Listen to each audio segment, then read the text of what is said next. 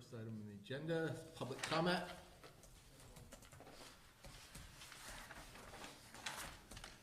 Nothing, Mr. Public? Okay, and then approved minutes from July 26th. Looking for a motion in a second when folks are ready. I'll make a motion to approve the minutes. Second. Any discussion? Hearing none, all in favor, please say aye. Aye. Opposed? Motion carries. Next item, city updates, including debriefing on joint meeting between City Council, Housing Commission, and Planning Commission. Thank you very much. Yeah, I'll kick this off. So that's one of the updates that I wanted to provide you on this past Monday. At City Council, there was a joint meeting with the Housing Commission and Planning Commission. Palace and Lauren attended on behalf of the Planning Commission. Mike was also there, but he had to leave early, so he did not Before get to, that part right, started. before that part started. So I want to give him credit for being at the meeting, just not for that part of the meeting. Really, it was a chance for the Housing Commission to provide an update to Council on where they are with some of the directives of, or some of their initiatives with either inclusionary housing, housing trust fund, and a housing replacement ordinance. The Housing Commission voted to prioritize a replacement ordinance as their first item. And I believe I forwarded around the memo from the Housing Commission that outlined all that to all of you, I think. Yes. Okay. So that kind of outlines where the different parts and pieces that the Housing Commission felt should be included in the replacement ordinance. So Council, to sum it up, and Palace, I'll let you jump in here as well. Council basically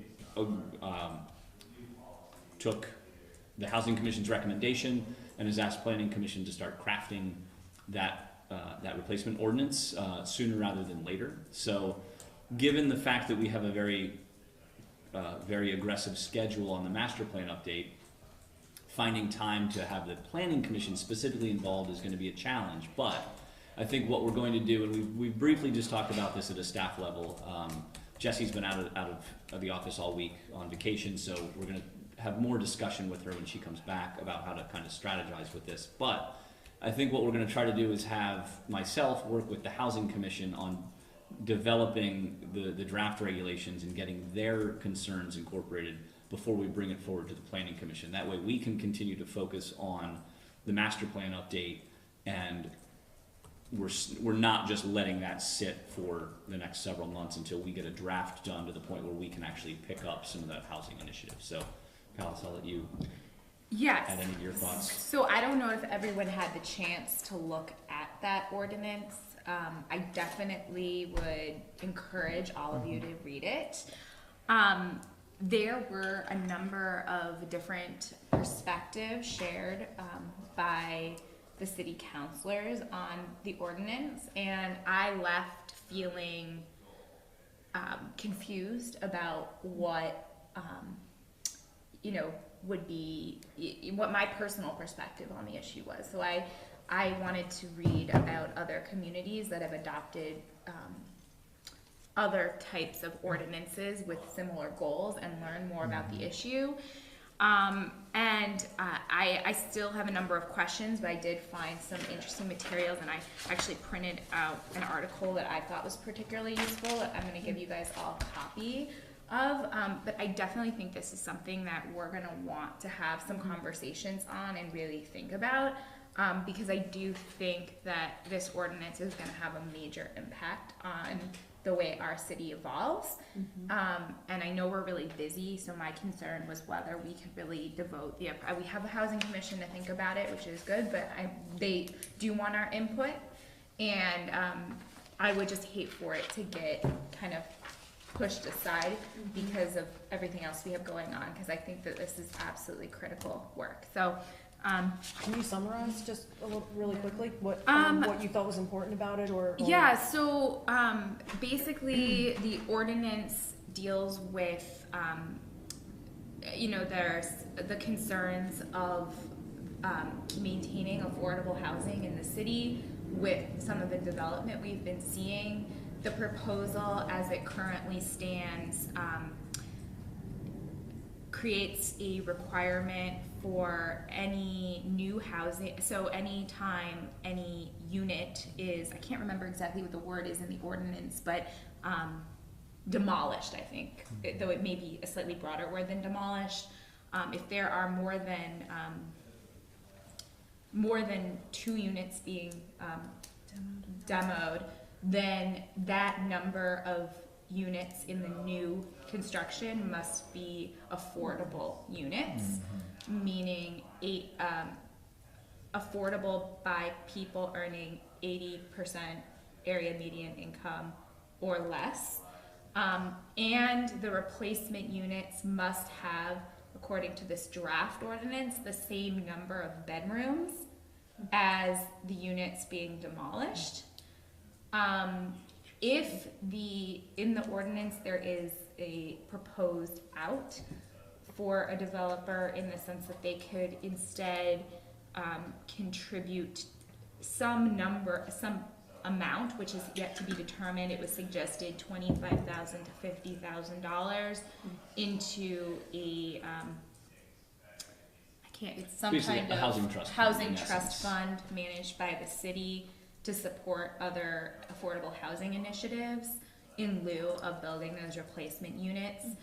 I was really wondering whether this kind of policy, if these kind of policies have been effective in other communities or not, and also was wondering whether whether it would put an undue burden on smaller projects rather than bigger projects, and really thinking about this. And that's why I went in to do reading, and I found this article here. It's called Inclusionary Zoning, the Most Promising or Counterproductive of All Housing Policies. And I think when the city council was using the term inclusionary zoning, they were referring to what we had in our zoning that we redid a couple of years ago, which was an incentivized program where developers could build additional density optionally if they created affordable units.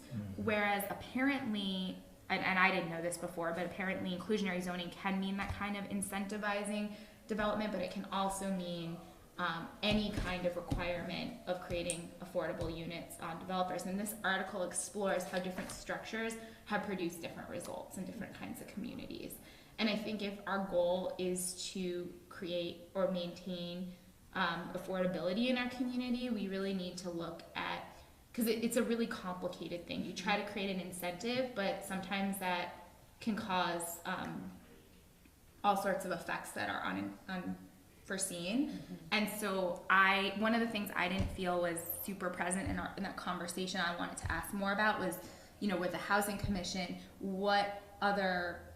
they talked a little bit about Burlington having a similar policy, but the kind of conclusion was that it was an ineffective policy overall in Burlington, and yet it seemed a little bit modeled after Burlington. So I kind of was hoping for more of a broader understanding of the impetus for that particular proposal, and wondering if they were looking more broadly into what types of policies have been most effective for affordable housing, or if we were just looking at Burlington's approach and then adapting it. So there's several pieces to this, and there's the replacement housing, there's inclusionary housing, and then there are, I'll just call them other affordable housing options. And what the Housing Commission did was prioritize the replacement housing as the ordinance that they felt was most important moving forward, as opposed to an inclusionary ordinance. So the document that I sent around from the Housing Commission was more a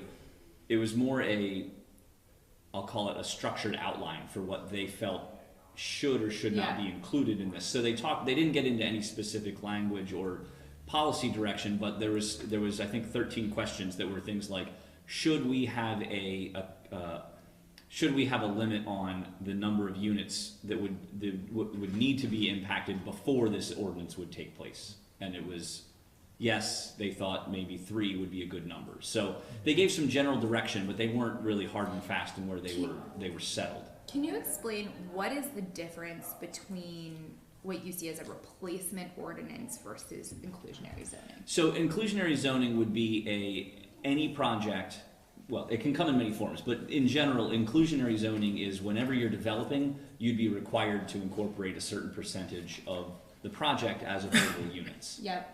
A replacement ordinance would be if you're impacting a certain number of already affordable units, you would have to replace those in So kind. when I was reading the replacement ordinance, it didn't seem to have the stipulation that it had to be replacing only affordable units. It seemed to say any units.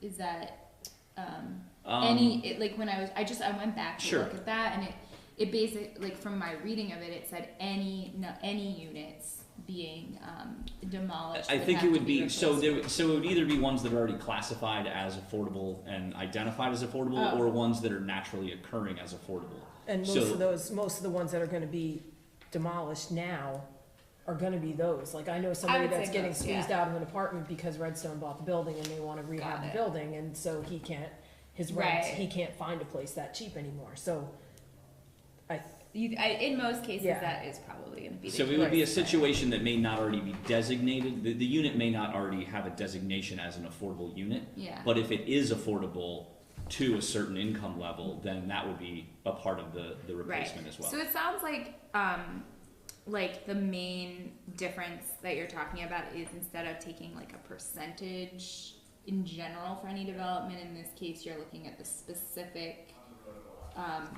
property being demolished and replacing with a certain number versus a general blanket percentage. But I mean, I guess like when I read this article on inclusionary zoning, it really did make me think about the conversation that we had, Mhm. because I felt like that some of the impacts that I was talking about, the communities have seen who've adopted certain policies would still be applicable to a replacement policy.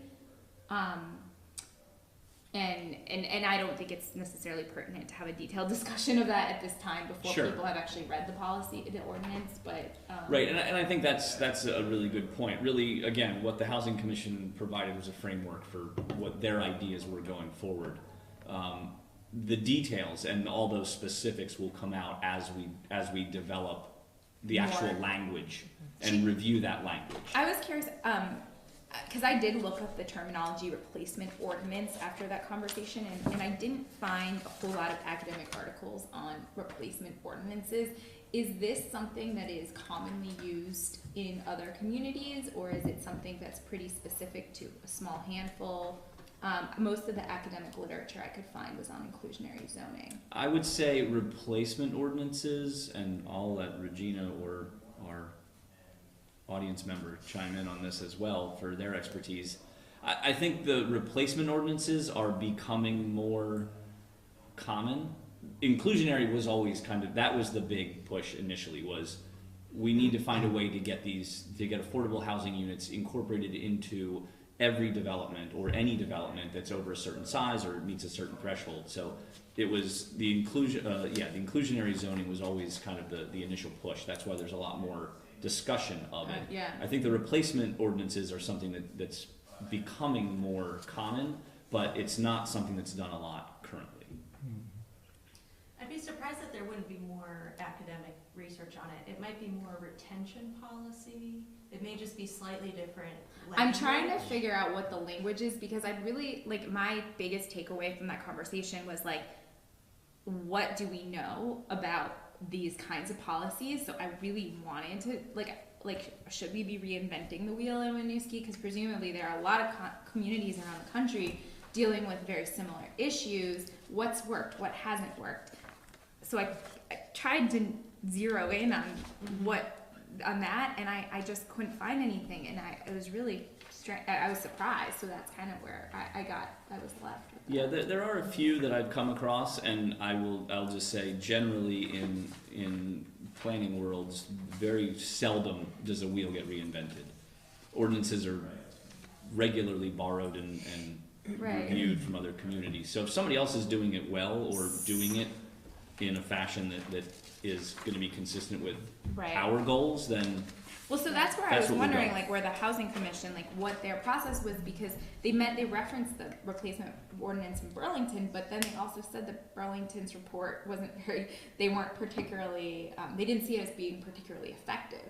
So then I was So like, are there that might be a communities? little bit, and I was not at the meeting, so I don't wanna assume, but, Burlington just had a report done on their inclusionary zoning ordinance, not the Okay. housing retention policy. So they could have been referring to that report as opposed to the housing ordinance part of it, or the housing replacement / retention, whatever you wanna call it, ordinance. And even that report, there's a lot in it, and there's a lot of great information. I wouldn't categorize it as saying it's unsuccessful in any way, shape, or form. Okay. There certainly are many things that could be done to tweak it, and there's an inclusionary zoning working group that's made recommendations to, I don't know if it's technically gone to the city council yet, but there's a working group making recommendations to improve components of the inclusionary zoning ordinance. So I'm just assuming that if they were talking about a report that the Yeah, policy's then not that's working probably- great, that's probably what they were talking about, probably not the retention policy. I couldn't begin to tell you how many people have retention housing replacement policies by any stretch, but it certainly is not a new concept. It can be effective, and it's certainly one tool in a variety of tools out there for I see. housing. And when Liz, like, we were talking about, like, what number is the minimum number of units, like, I'm wondering, I know. is our housing commission looking at other communities and making that determination, or is that just like a brainstormy kind of conversation? Like, how are the effective ones structured? I'm wondering, do we have models that we can look at rather than, that's basically where I was left to do. I think Seth wants to chime in. So I sit with the housing commissions who've been at all Yeah. these meetings, but the primary three examples they've looked at are Burlington, South Burlington, which just passed one, and Burlington's replacement ordinance is baked into the inclusionary zoning. It's the same policy. So replacement being parsed out very specifically from the Winooski standpoint, when I come across this, it's usually baked into the inclusionary and replacement tends to be the differentiation between new development and replacement development. When they say the redevelopment of a property, the inclusionary zoning policy will then define at what level you're substantially redeveloping a property, and then the inclusionary kicks in. So here we're approaching, in my opinion, a little bit differently. South Burlington approached it this way, and the city of Portland, Maine, I think was their other main policy that was looked at. So Burlington, South Burlington, Portland, Maine, those are the three that I've heard them talk about. Did you see, like, were there, I mean, it sounds like in South Burlington it's brand new, so we don't really know. I just forwarded you all the stuff that they got.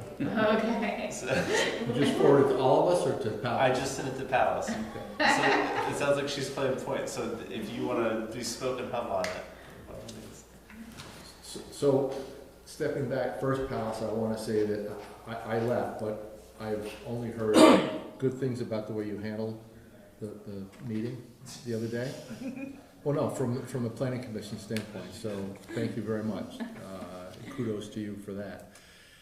And this housing thing, I think, is going to be a real interesting conversation, pretty intense conversation, because I think there's a lot of different opinions. I just hope that the housing commission doesn't get too far down the road before we see it and give our input, because I think the worst thing that could happen is have the housing commission come with recommendation, it get blown up by the planning commission, who then brings it to the city council, who blows up that thing. So Yeah. all three groups need to be on the same page, I think, as we go through this, so we don't have a couple of bombs blowing up. And, yeah, so I think it's worth, I know we've got a lot of work on our plate.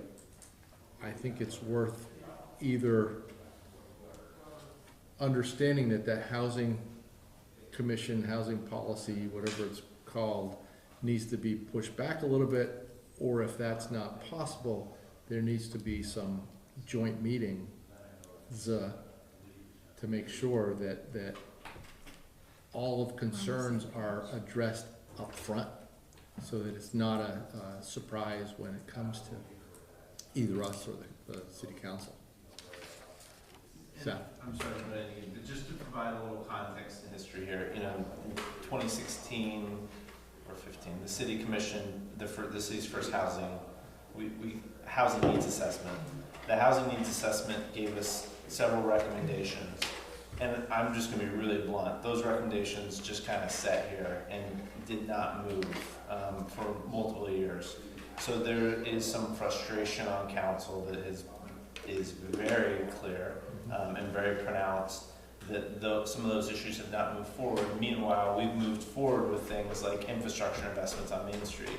So the concern has been the problem, because we're so focused on solutions, the problem has been this concern that by investing in infrastructure, we're going to cause a desire for more investment to take place and more development potentially, and we haven't addressed some of the concerns around housing policy. If there needs to be some changes and tweaks there, when we passed form-based code, we put in this affordable housing story bonus. To be blunt, it hasn't worked. It has not been a successful policy. How so? No one's used it. So we'll give a bonus story to somebody if they go green, basically, if they do buildings that are efficient, which is great, but it saves them money. That's an easy one. Or if they go affordable. Affordable is expensive. Building affordable housing is not So easy. they haven't used either of those? They've used the green one. They have, but not the affordable, yeah. Correct. How often are they using the green one? Staff would have to answer that question. But it's pretty popular. Well, a developer will tell you it's an easy thing to do, and we kind of screwed up when we wrote those standards too, because we wrote something in that just wasn't technically correct. We need to tweak that as well. But regardless, so you do have a frustrated council who's saying we've asked for this to move along, and for the fault of nobody that's involved here or in those seats, but frankly, on behalf of, I'll say, leadership, us and me specifically and staff, we weren't able to get those issues in front of you in a way that in a speed and manner that was quick enough. So as a result, you've got some real frustration there. That's where this pressure and this push is coming from. well, I certainly understand, and Yeah, been through all of those things before. I think we probably all have. yeah. But it's a matter of here we are. You know this, so I won't get into it. But anyway, I think to me the important thing is we don't want to move forward for the sake of moving forward. We want to move forward in an intelligent way. Come to the council meeting and say that aloud, that would be helpful. I think I might be able to do that, Seth. I think what we as staff have talked about, and like I mentioned earlier, we're going to strategize on this next week, is a way that we can move forward without moving too fast, so that we're addressing council's concerns and that we are moving something forward. It may just be a lot of behind the scenes work right now at the staff level, but we want to be cognizant of the fact that council has concerns and we need to address those concerns, but also that we as a planning commission are under a very tight timeline, and we don't have much room in our schedule as we've mapped it out to get the master plan updated. And that's basically when I spoke up at that meeting, I wanted to say, this is something we want to have a voice in. Absolutely. And it's not going to be a voice that we're going to be able to be all cohesive and agree in 5 minutes. We need to have a conversation, and we need to be able to, it needs to be a substantial conversation. Yes. If we're going to have any hope of getting it right. And if we can fit that in, great, but we do have a lot of stuff going on right now. Right. So we have to work that out. Yep. But, there's only so much time. And Right. I feel strongly that we have to find time to fit this in though, because like Seth said, I remember when that study was done. Like I was on the planning commission, you were on the planning commission, and this stuff with all the administrative changes that we've had with your position, in particular, that and a bunch of other things kind of got pushed away, and now we're doing this. And there are things that I think if we're going to continue to give the stamp to developers to keep building, we need to address these things before it's too late. We just do. I feel really strongly about that. And may any of that impact our master plan too? I don't know. Talking about housing. Yeah, it may. Our next meeting, we're gonna start talking about housing, I think, right? Yeah, our next meeting, we're gonna start talking about the housing section of the plan, so we may bring some of this conversation in tangentially, or not tangentially, but directly, but not at a level of detail from the master plan perspective. I think it's also important to keep in mind that, excuse me, while it's important that we do move forward with some of these housing initiatives, if the master plan expires, we cannot adopt any new zoning or change our regulations. We would have to first adopt the master plan before we can change anything else. So that's kind of we need to run them as closely parallel as we can, with being mindful of the fact that we can't let the plan expire. I guess I'm just And then suggesting still- that we make some time. I understand we have to get this done. Sure. I'm suggesting we make some time in a meeting somehow. If that means that we have an extra 15 minutes, which I'm not advocating for, but if that's what we have to do, or whatever it takes, I think we need to do it. I personally think that we are gonna need more than 15 minutes with the complexity of the situation. So if we want to schedule an entirely additional meeting, then that might be what we have to do. But I think that, the more I read about this, the more I thought about it, the more I think this is not a fast thing. Mhm. This is a real conversation. So, And I agree with you. I think it's gonna take at least a full meeting, and I think that it would be beneficial if it was a joint meeting with the Housing Commission. Since- Do we sort of want to know where we stand, or do you think that we'll learn a lot from them?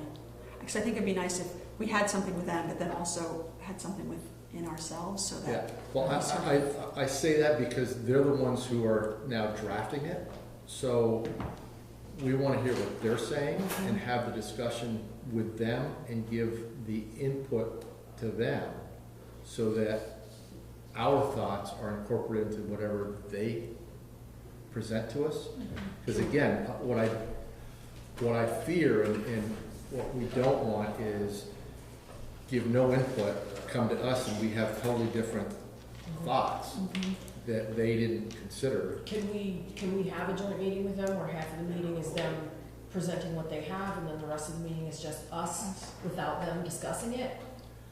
I think we certainly can have a joint meeting. I think that it's going to be another meeting, because Another meeting in addition to what we've scheduled? we Yeah. can't do it as part of our already scheduled. Right, meetings. no, We I have to have understand that, and I wasn't And if- suggesting that 15 minutes Right. would be sufficient.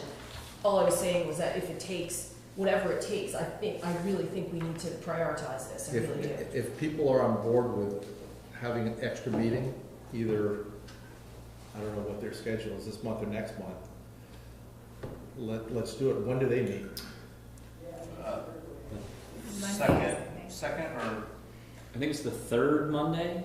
it's off council cycle, so it's second or fourth. Oh, I think it's the fourth then. I think it might be the fourth Monday. Wake up and do it, Alex. but It's do we something want to like that. schedule it? Do we want to go?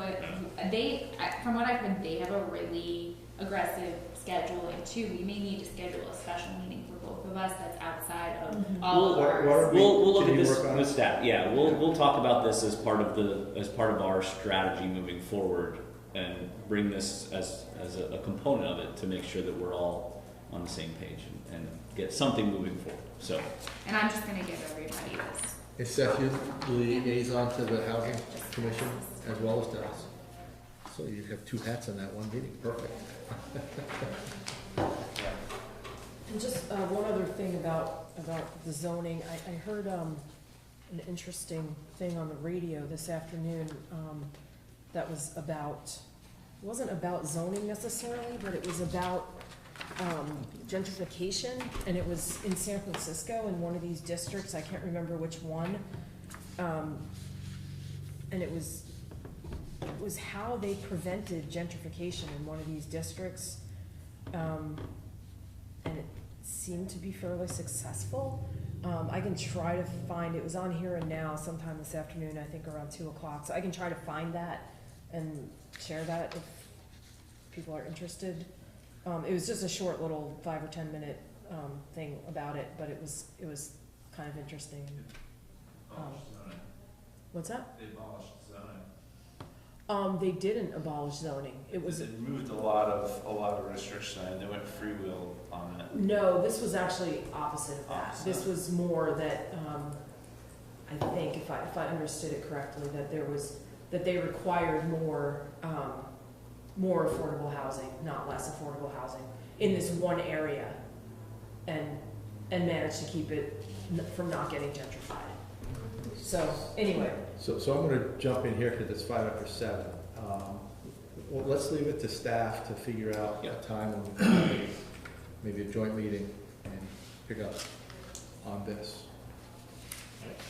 So let's move on. I had one other No, item, no. if I may. I just wanted to let you all know, and I can't remember if I sent this around or not, but I think I did. Yeah, we got some updates, some zoning updates from the city of Burlington that I forwarded around. I've read through them. There's nothing of significance, so I don't know if this is something we want to talk about at a future meeting. I think we will have another meeting before they want comments back. So if you get a chance to look at it and have any thoughts, we can bring it up if necessary to craft any comments to send to them from us. So why don't we, if anyone has any comments on them, send them to you. Yep, perfect. Okay. Yeah, and then we can review them quickly at the next meeting. Yep. Okay. Review of edits and updates to the municipal infrastructure chapter. Regina, is this you or Eric? You want to introduce it? Whatever. Yeah, well, I'll just do a quick introduction here, but I'll turn it over to Regina. Sent around the latest draft of the municipal infrastructure, and actually I have an additional handout. We got some comments from Public Works folks, so I just printed off the email that I got. I don't know if I have enough copies, but I think I do. It's the email from Public Works on some general comments, and then I printed off the relevant sections where in the draft that you all have already, there was a few items that Regina had flagged for specifics for Public Works that they've commented on in here. So I've got their specific comments associated with it. So it's I don't think there's anything critical in the text other than more data points. Just a few comments in the email from Public Works for us to think about. So that's the only thing I wanted to add, and with that I'm going to turn it over to Regina. And is this because they received the copy that we're looking at today? Correct. Yes. Okay. And are we doing that with all of the commissions? Yes. All the relevant committees or groups are getting the drafts as well for their comments. And are they just the first one to submit comments? So the economic vitality section, we did get some comments on, but we discussed those at the last meeting, and they were pretty minor. But then we will send we'll send the whole thing around to everybody, all the city departments after we've got the full draft to get additional comments then. Okay. And are we gonna have another time when sort of, I'm assuming we're gonna be able to review this several times throughout? Absolutely. Absolutely. Yeah, so all of the drafts, I would say, are still pretty drafty, so definitely don't be concerned that this is the last version by any stretch, and we'll definitely take a look at it more comprehensively down the road. One excuse for that is just timing-wise, this has been super fast, and I've actually had some vacations, so like trying to get these out and get proper feedback from city staff before you get it. Like in an ideal world, we would have all those yellow things filled in before it even gets to you, but it just has not been the reality of the timing of this. Okay, so sort of big picture things that we talked about last time is that the sort of general feel of the chapter didn't feel quite right to folks, particularly in terms of sort of the overall kind of biking, walking kind of pieces and the parking piece of it. So I tried to rework that.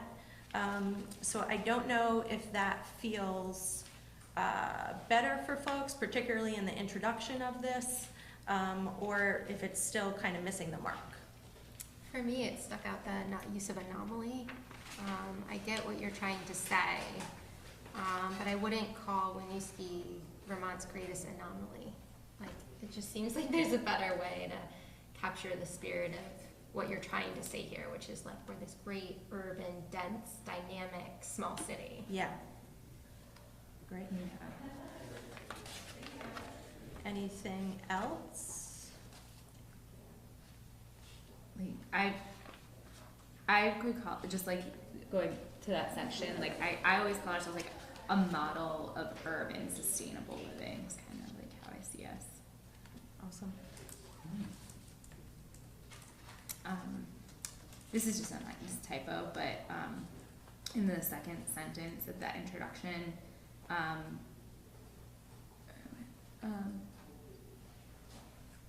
newer cities, it's CITIES. Yep. Thank you. In the last sentence under transportation, it sounds a little weird to say improvements to walking and biking and infrastructure will help the city achieve goals of walkability, because then you forget biking. So what about achieve goals of connectivity? Awesome.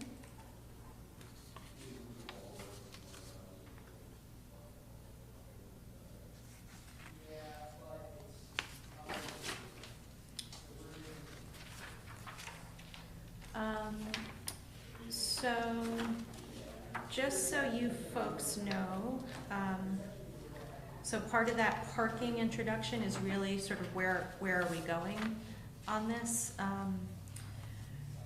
So in brief, from city staff, in the version that probably Eric just passed out, from their side of things, the 4 things that they're really moving forward on is improving parking garage access control systems for data collection and space management. So really working the operations of the garage itself in as better way as they can. Enhanced wayfinding for both on-street and off-street parking, so that's huge on your folks' list in various ways. Explore potential shared use off-street parking opportunities. And then also looking at applications and coordinating with surrounding communities for better customer service. I'm not positive if this, what I read that to say is that potentially following the same system that Burlington's got for parking. I don't know if that really is what that means, but that's my assumption. But we can get that clarified and try to work that stuff into the introduction for that. And it's my understanding that that decision's already been made, that Winooski's moving towards Park Mobile and getting rid of the current system. Okay.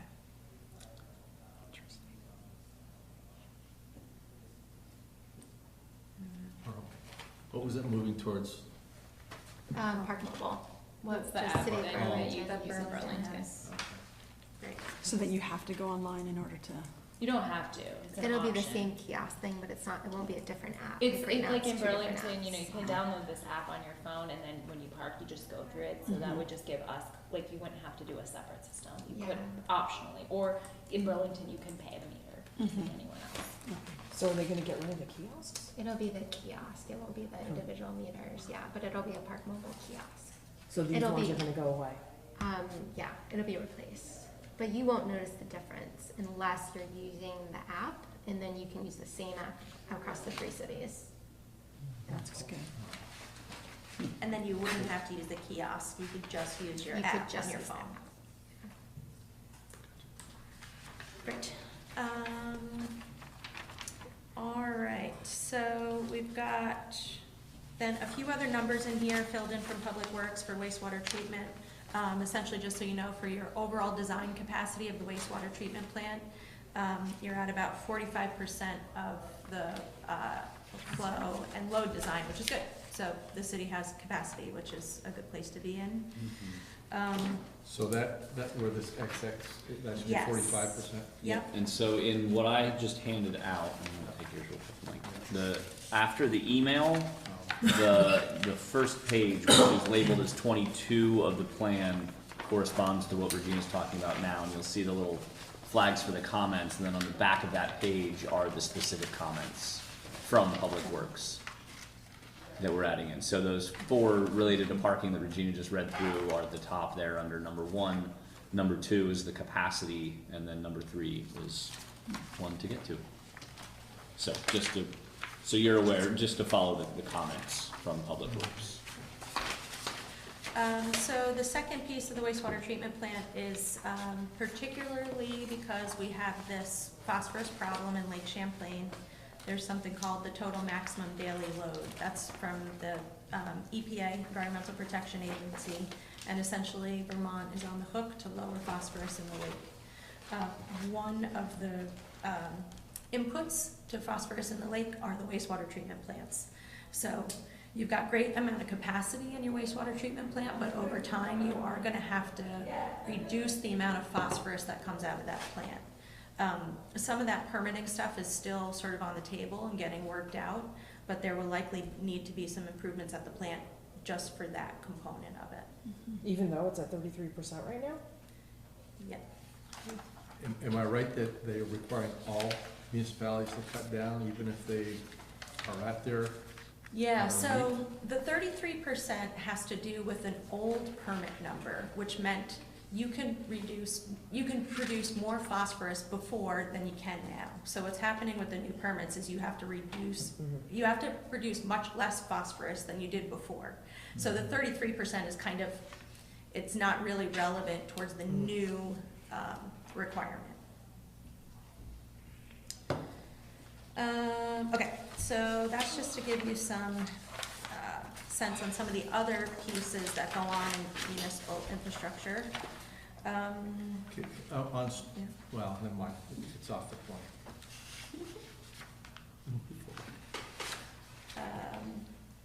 There's other yellow highlights in there. Some of that is just a reminder to me to make sure we kind of get all this going. Okay, so on the second page there, energy. Just super quick, brief overview for folks. Sorry, can I just come, just real quick, page 23 for y'all. Thank you. I know sometimes Regina, It's working. she's using her draft, which is not necessarily aligned with ours, so Yeah, page 23 is where energy is. Thank you. Okay, so over the last few years, the state has adopted very aggressive energy goals. Essentially, 90% of our energy produced, the energy that we use, should be produced from 90% renewable sources by 2050. There's a number of other goals too, but essentially the way they've tried to start implementing those goals is for the regional planning commissions to do energy plans. We have done that.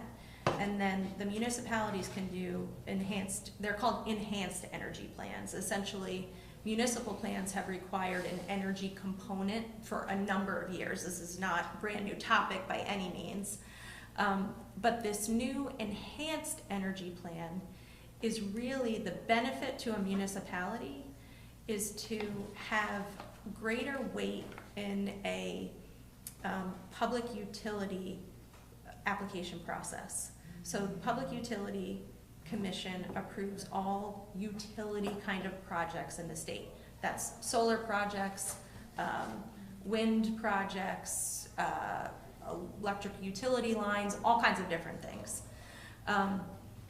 So, grand scheme of things, Winooski's not likely to see a lot of these applications that you would necessarily want to weigh in to these proceedings. So I'm not sure that it's necessary that you go through an enhanced energy planning process. But having said that, we've basically, at the Regional Planning Commission, have created sort of all of the data and the maps that you would need to get that enhanced energy planning criteria in your plan. So that's essentially what I'm recommending here, is we can sort of include it just like an appendix, like we include in other things. There is lots of information in there. Some of it's interesting, some of it's very confusing, but it's it's a lot. So we can certainly talk more about that down the road. Ultimately, the way it works is the Chittenden County Regional Planning Commission would actually approve Winooski's plan as we do normally, and then we would also kind of review it for this extra level of criteria. So it's really, that decision doesn't need to be made for quite some time, but we can, for the most part, we can get what you need to have in your plan. Just know that it's not likely as big of an issue for the city as it is for some other places. And what was the reason again, why that's the case? So some municipalities have a lot of property, have a lot of land, open land in their town that could easily be used for large solar arrays or wind. Those can, not in all places, but they can be controversial. So this whole process was set up to actually give municipalities a little bit more say in the permitting process than they currently have. So municipalities with ridgelines that might see some interest in wind development would maybe want more of a say at the table. There's just not a lot of open land in Winooski where you're likely to see a big project that would be controversial. Okay, thanks. So what specific, like energy sources or do we plan to see or we have for Winooski? This is generally for the area, for the county.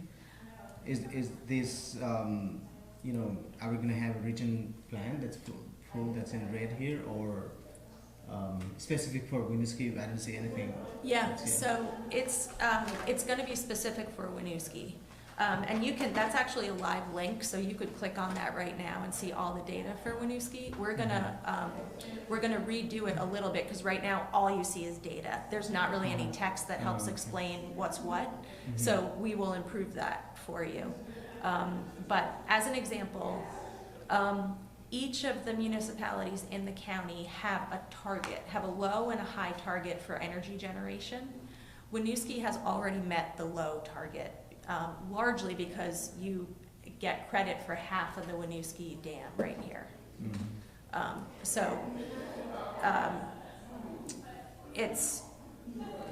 That's potentially another component of why it's not necessarily all that difficult or challenging to include it in the plan, because it's not necessarily holding you to something that is unreasonable.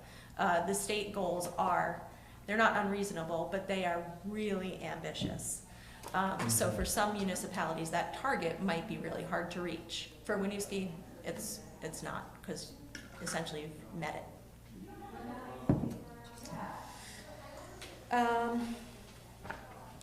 Okay.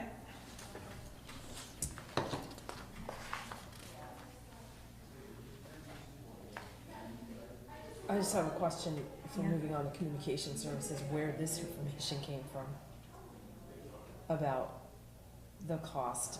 And it doesn't matter, because that is not, I don't know about anybody else in this room, but we don't pay $50 a month for internet. We But pay it's way more than that. This is Yeah, only what is it? 10, this is a tiny, Oh, look at how okay. fast Burlington.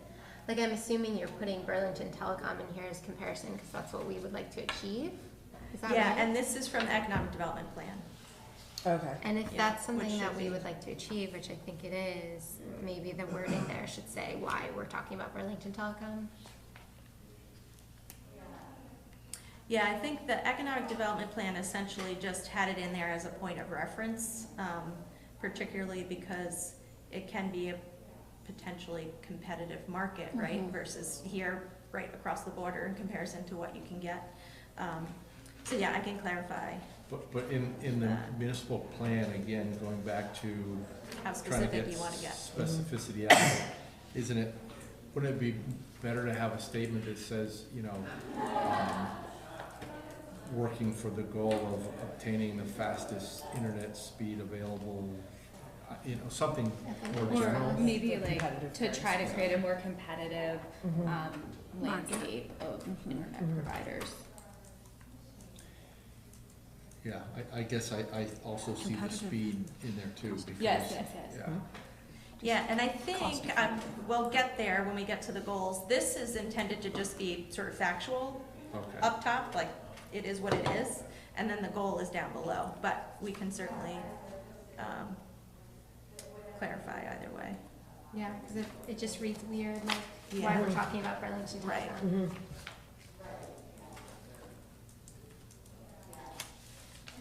On the bottom of that Yeah. page, are you talking about, you may move the tree discussion to the community chapter? Yeah, potentially. And those kinds of notes are just like, I probably shouldn't say note to PC, I should probably say more note to myself to just figure out down the road where Up to RM. each piece makes the most sense. Because a lot of that content really is talked about more in the other chapter, but we can get there. Yeah, why is that note there? Because I don't see anything about urban tree canopy. There was something. I think there's a goal. There's a what? I think there's a goal in It this was, it was in section. the, maybe it came from the note that came from, There, that was part of their, It's number 5 on the goals, is to maintain a healthy and diverse urban forest. So there's it's just a point there to just decide where that ultimately will go, which chapter. I think they're also looking at it as trees provide, stormwater treatment, they do provide utility. Yeah. and there was mention of it in this document that came from Public Works. So. Yep. Yeah, so we could, it might be that actually makes more sense to include here. Or in both places. Yeah. Yeah, I think both is Since good it's too, very important. as you look at it from a different perspective. Yeah.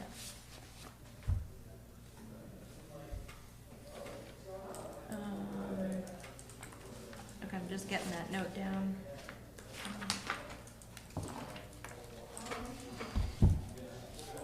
I thought it was interesting when I first moved into my house, the neighbor asked me if we could cut down my big silver maple so that they could put solar panels on the roof. It was just sort of interesting, the different ideas of trying to be sustainable in certain ways, but not in others. Not to get off topic.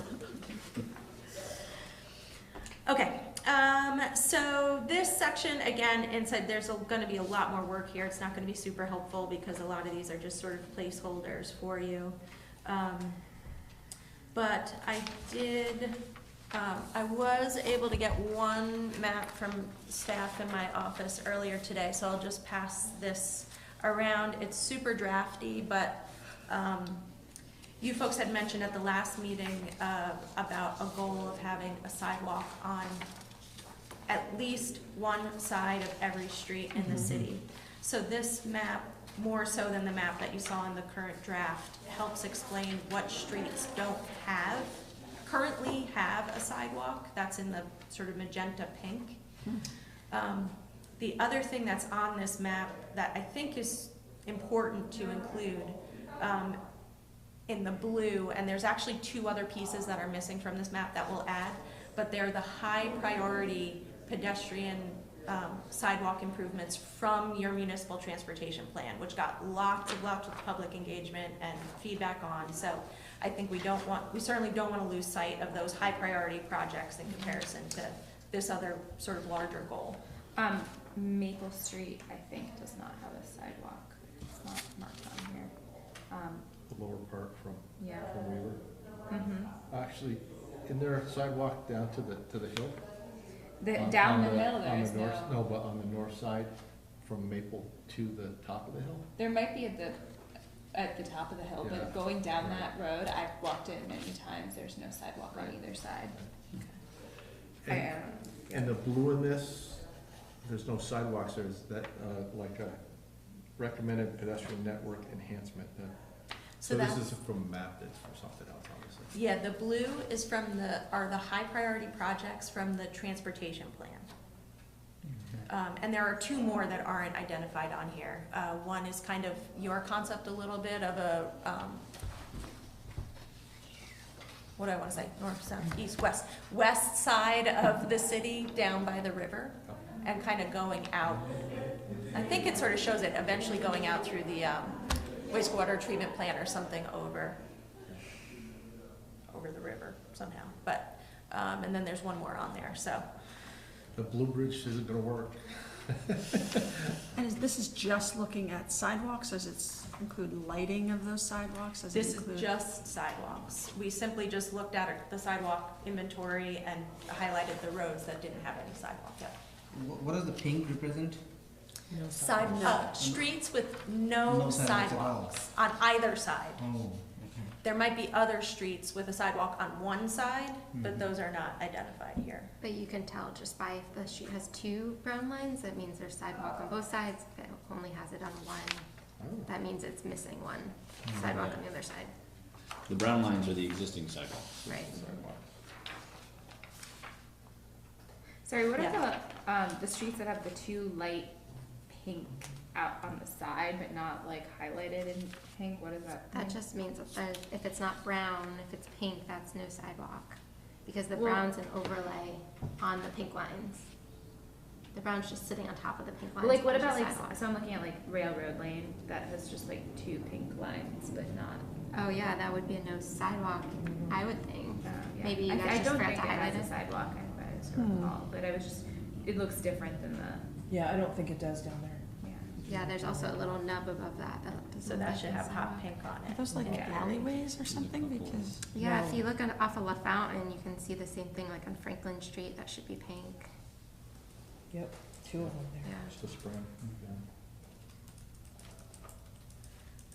Okay, a few other places that should be it's pink. not a road, I don't think. That's like the Isn't that alley the- behind that's the the road restaurant. alley, yeah. But So the that fact that it shouldn't pops really up get- on here, it's probably public. Mm. I think that everything on here is But you public. wouldn't put a sidewalk on an alley, would you? So I alley, guess I think of an alley as a backyard. What? And encourage behavior in the alley. That's right. Okay, so. What else have we got here? That's helpful though. Yeah, I have a comment. Unless level of service calculations have changed recently, I think they're a poor indicator for how great our streets can be, right? Because level of service is movement of traffic, and movement of traffic is not our priority. So it just doesn't seem like the best indicator to have in our plan. Yeah, it's a good, we had a debate about that in our office as well, because it's not a great indicator. So, thoughts on what you would like to see? What would tell the story that you want to I tell? think the amount of traffic Is tells better the story. without because- level of service. Yeah, without level of service, because a great, amazingly bike and pedestrian friendly road could be a level F or a D, right? But that's not an indication on what a great road it is, it's just saying people have to slow down to move through it.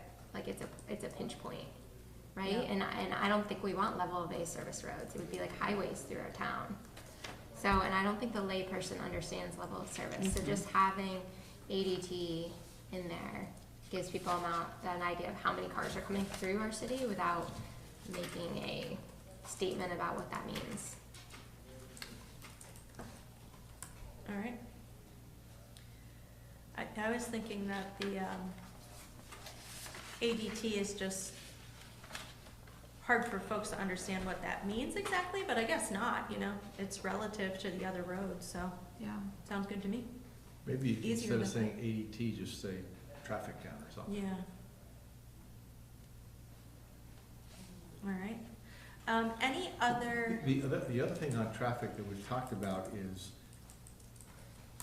I'm not sure how to say it, I guess accessibility off the street into businesses, you know what I mean? The ability for cars to stop easily and get out and go to a restaurant or go to one of our local businesses. Well, like a strip mall would do really well with that store, right? Like, oh, it's really easy to pull into a strip mall and go to eat. If we're using that indicator, that's like giving that a higher score than pulling off into a side street and parallel parking, which is more what Winooski is. And that makes Winooski wonderful and makes a strip mall terrible, right? So you just have to be careful with. Right, but there's a, and I guess it depends on what your goal is, but one of the things that I know I often heard was, it's a drive-through city as opposed to a place where people come and stop and spend some time. And I guess that's what I'm getting at, I'm not sure how to measure that, or, you know, if we even want to, but to me, I don't think we wanna be a drive-through city. We wanna be a city where people will stop and spend some time doing whatever. And I haven't been here anywhere as long as you have, but I thought we went What's from- that mean? I thought we used to be a drive-through city and now we are a stop-and-play city. We're much more a stop and play city.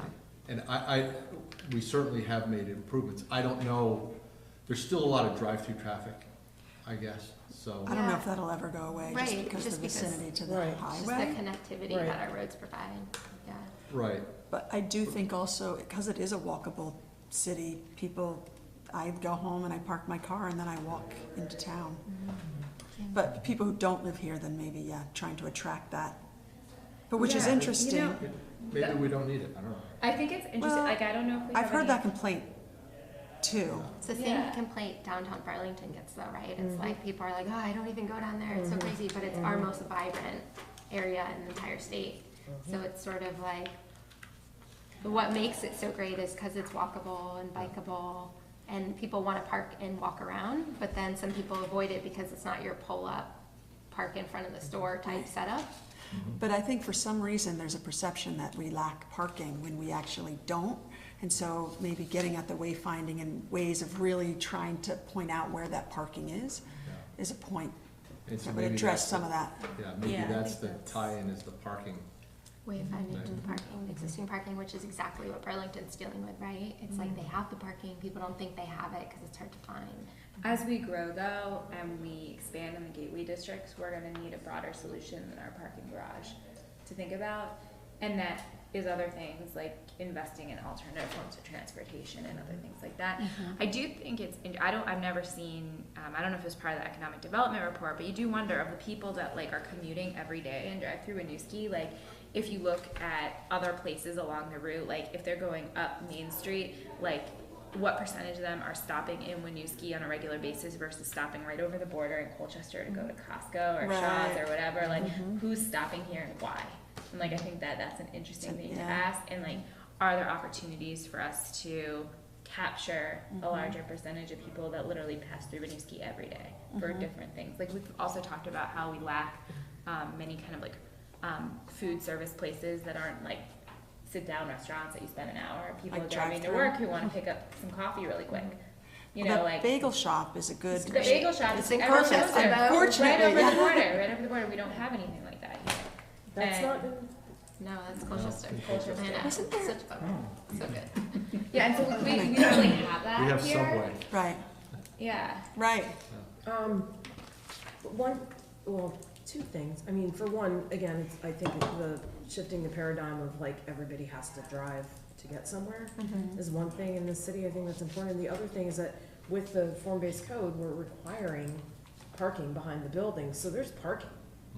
There's gonna be parking. Like my 75-year-old dad was here last weekend. We went to Fodang. We had to drive because he can't walk there, and there's plenty of parking there. Yeah. You know, there was never a place to park at the old Fodang. The new one, there's plenty of places to park. So I think as these gateway districts get developed, that notion that there's no place to park is gonna change. Right.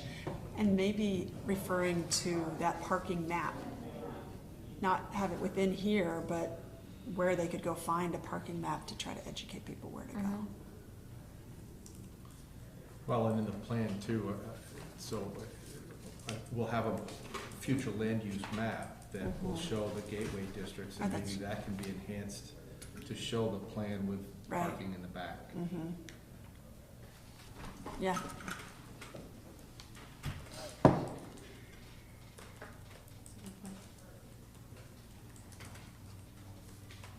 Okay. In the next statement about map or percent of current street miles with sidewalk, you have and percent of sidewalks deficient from 2015 inventory. Does that mean sidewalks in disrepair or sidewalks that were just left out of the 2015 inventory that are now existing? Disrepair, so it's actually in that screenshot map. It's probably impossible to tell what that percent deficient means, but essentially, and I didn't confirm this with Pam, but we can get more detail on it, but essentially, I think red means bad. So those two red highlighted sidewalks are, Where are you referencing? sorry, Page 25.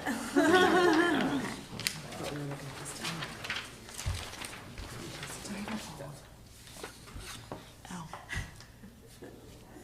So what streets are Percent those? deficient, okay. Park Street is one. Hickok's not on that? My recommendation here is to actually just sort of more go with your bigger goal and try to keep this high level and just go with this kind of map and not really talk about this. That's- So deficiency is weird. deficient. I do think it's worth mentioning though, disrepair, right? Like we're talking about where the sidewalk isn't, but of our existing inventory, how much of it is in disrepair? Quality. Yeah, and the other, that's kind of where the transportation plan priorities come in on this map also, because the highest places, I think, that are in disrepair kind of floated up. But the transportation plan does include a number of listed sidewalk areas that are in disrepair to the point that they should be brought up to standard.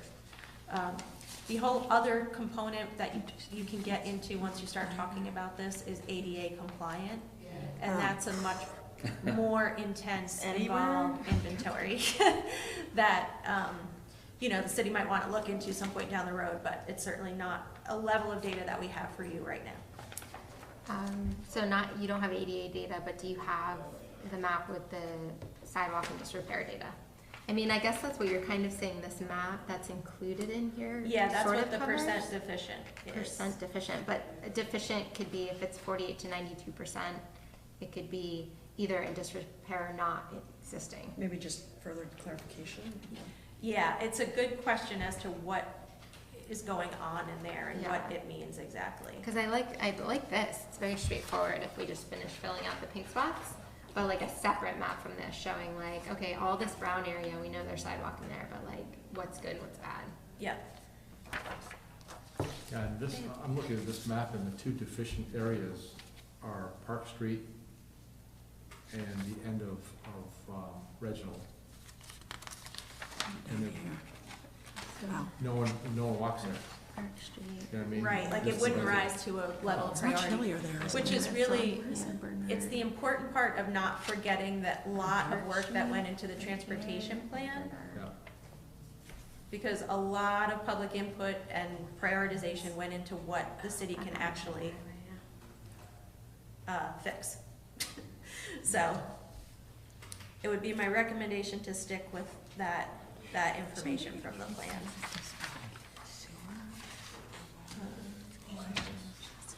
Hey, Regina, yeah. I was just looking at this, I mean, this is one type of utility, sidewalks. Is there gonna be any kind of plan for like sewer, water, like those type of things too, or? Yeah, it's a good question. I and mean, you could keep going, but, Yeah.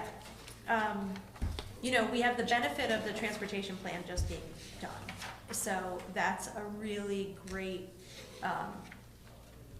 plan that was done with a lot of effort, a lot of public engagement to really help prioritize what can be done. So I don't believe we don't benefit today of that same kind of thing happening for all the other utilities. But what you got from Public Works staff, that Eric handed out today, is a note that the city really is looking at asset management type software and programs for the other utilities. And so ultimately, that will really help the city help figure out how to prioritize those other things in conjunction with everything else in the capital improvement plan. So I'm gonna jump in because Yeah. two things. One, just on that point, I believe that when Palmer was here, there's an inventory of existing water sewer infrastructure. So I think we have that Yeah, information the available. inventories so- are done, Yeah, but I mean, it shows, you know, like aged and whatever. yeah. The other thing I'm gonna say is it's almost 7:45, and we've got another chapter to go through, so we may wanna wrap this one up if we can. Yeah. yeah. I guess on just one comment on that is that I did meet with John, and he was telling me certain streets that he knew were gonna be Fixed. repaired soon, so. Yeah. I don't know if that's something we want in this or not. Yeah, I mean, there's a capital improvement plan, and it will be Right. referenced, right? That Yeah. includes everything that you know that's gonna happen relatively soon. Would there be any kind of summary or something? I don't know, I was just curious. Yeah, Probably makes sense to have it in here because I think it'll only benefit down the road if we're going for grants, right? So- But I don't think that matters, because they could still refer to another plan. Right, but I Yeah. mean, Right, we'll reference it in the municipal plan, then it's, yeah. yeah. I would just suggest that we do a summary of the CIP, the capital improvement plan, just talk about what's in it, what the intent of it is, things like that, and then just reference it, so that we're not identifying specific projects that may change in priority, Right. and then we've got it in our plan directly, and then when we have to report on what we, Right. how we achieved that project, that makes it a little more complicated down the road. So that would be my suggestion Right. of how to address that. Because I do think there is a perception of people who think that all the money's just going to downtown and not Oh, going Right. out to the neighborhood. So I think we want to try to change the perception. Yeah. What? Did you get that? So, No one in particular. to try to wrap this chapter up, under the goals and objectives, you saw the edits, any comments, concerns? I would just put and this is before that in the schedule, you have the current schedule, since next gen is going to happen, right? Their recommendation of the 15-minute headways. Should our plan have that schedule instead of the existing for these tables you have inserted in here? Yes, so, I don't know when it's gonna be adopted. I was told 2019, next year. Yeah, so it's a matter of whether we will have that information in time to get it in here. It already exists. The Okay. schedule that it's their no-cost solution. They have like 3 proposed. They're going with the no-cost one, so it already exists. We can pull it directly from the next gen plan. If we're feeling confident about it happening, which it sounds like it is. It sounded to me like they still had to talk with the municipalities, which could be a real game changer, but, But I haven't done that For yet. bus It makes service, sense. can't we just, I mean, should we maybe talk about next gen? Talk about, goals is having, frequent bus service, more general, so we're not tied to something. I'm just afraid that if we say next gen 15 minutes, starting in 2018, it doesn't happen. I think that could go where we have the goal that includes, there's a goal on transit, and we say that it's reliable, but I would suggest we say that we would like to have a reliable and frequent bus system.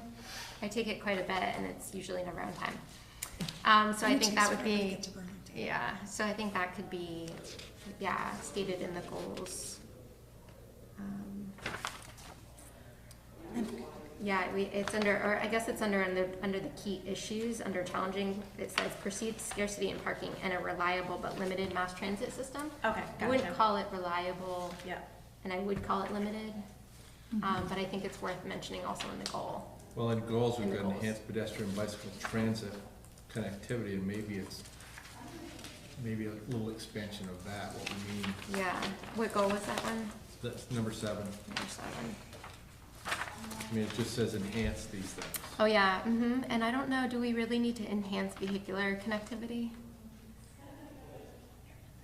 Yeah, why I not? think so. Yeah, because it seems like there's pretty good vehicle connectivity as is.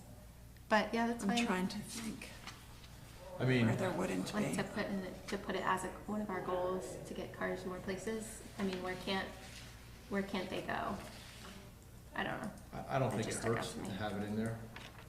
I just don't know if it weakens. Is it necessary It though? And weakens it does that. weaken Right. the other modes of transportation that we're Right. trying I to don't think it enhance. weakens the other, it's an all-inclusive, it's just we're still saying enhanced pedestrian bicycle transit, so adding vehicular in there doesn't weaken that, it just is one more thing. And that allows, I guess whoever- maintain existing. Yeah, Yeah. that allows whoever is on the council or whatever making decisions, they can decide if they wanna, prioritize bicycles, pedestrians, or vehicles. so there's a street maintenance, street and sidewalk maintenance goal already, number 3. But this is particularly talking towards connectivity. right. True. I guess you're right. I don't feel that there's that many places you can't get. There's no To place you via- can't get with a car here. Right. I mean, the only thing it would, if we left vehicle connectivity, it would be like turn a cul-de-sac into a through road. Right. That would enhance vehicle connectivity. Do we have many of them? Would Yeah. there be, Could it be vehicle connectivity like a park and ride? No, I don't think in the, I In I this don't think that, context. yeah, in this context, that would do connectivity, that would provide options. This is talking about connectivity to adjacent towns, within Yeah. Winooski and to adjacent towns, so this is really, Getting from point A to B. and this is really, I think, based on the transportation plan, the priority was for bikes and pedestrians and mass transit, right, Virginia? Yeah, I think I mean, so. it said- Well, I saw that somewhere here. Maybe it was in a different area. I think we still have to, you can't ignore the fact that there are cars. And we But do need to keep connectivity for cars. Well, this is. Well, I Whether think we- it's already connected. Maybe it's Yeah. maintaining connectivity Mhm. or, do you know what I mean? Yeah. I mean, I personally don't see that it hurts being in there, but I'm one of 7, so. would there be a situation where some of the vehicular connectivity would be enhanced, such as connections into Colchester, for example, that would then allow vehicles to spread out over more routes, therefore making the traffic lighter on primary routes that are often used for bicycles or pedestrians? That would be like building new roads to connect to Mallett's Bay Ave or I just feel like connect over there's to La Fountain or something. It would be, I feel like there's so few points to connect to towns that, Exactly. yeah, there's Main Street and 15 and Mallett's Bay. in Mallett's Bay. Yeah. There's not likely to be new roads connecting Winooski to, So then Or- enhancing vehicular connectivity is kind of irrelevant. I just don't see what difference it makes if it's there. Well, so. we've talked about like redoing the bridge or whatever, Yeah. that seems like something that is pertinent to That's true. connectivity yeah, with vehicles. that's, good point. And I believe the statement came from the Public Works Commission, as is, minus transit. The red means I stuck it in there. And that's, I think Palace makes a great point. I think that's, because that's a huge infrastructure need for the city that needs attention. Okay, and then Abby, I'm sorry, I missed what we originally came down here for, so. We came to talk about transit reliability and frequency, because that should be stated somewhere in Yeah. our goals. So, not just enhance transit, but. We're not, yeah, talking about connectivity, although we could be, but it's more about providing better. It's, I don't know if we want to include it. Do we have any say over that? Like, is putting it in our municipal plan empower us in any way to get it? Or is it a GMT control thing and it doesn't need to be in our plan? I mean, the municipalities have to pay for the service, so, it comes with some. I guess we sit on their board. Yeah, Okay. so there's yeah, we should some have it room. somewhere. It's not a large amount of room or influence, I wouldn't say, but there's some.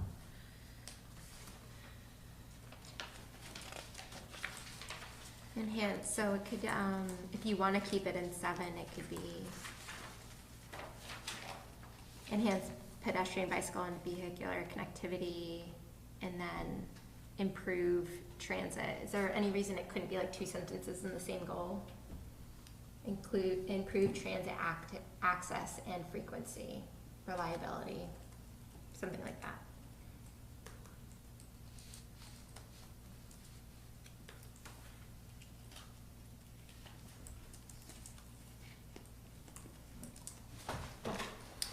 All right.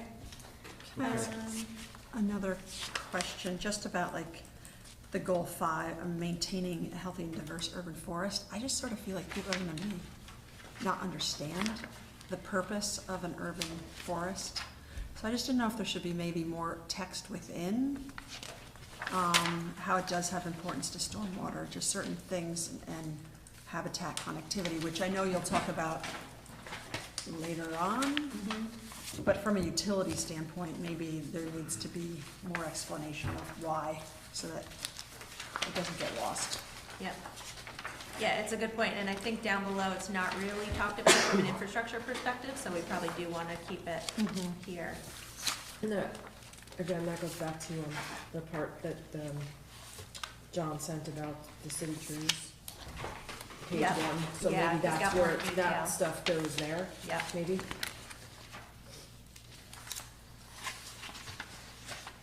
So I'm gonna, it's 5 minutes of 8 now, I know. so maybe we jump into safe, healthy, connected people and go over it quickly and maybe, Is there anything else we do in 5 minutes, or is it, I sort of feel like going for 5 minutes, is that enough? well, that's why I'm No. thinking if we can do it for maybe 15 or 20, have a real quick overview of the highlights. Or do you just want to address the stuff in red? I mean, I feel this is a very critical chapter. It might be our longest chapter. We may need to, we may just not get through it, and we may have to Oh, yeah. get finished next time. But we I have a can- feeling we can this start. might get pushed up. Yeah. Okay, so I have 3 big questions about this that are kind of more broad and overview, so it might be helpful to kind of talk through those. Okay. All right.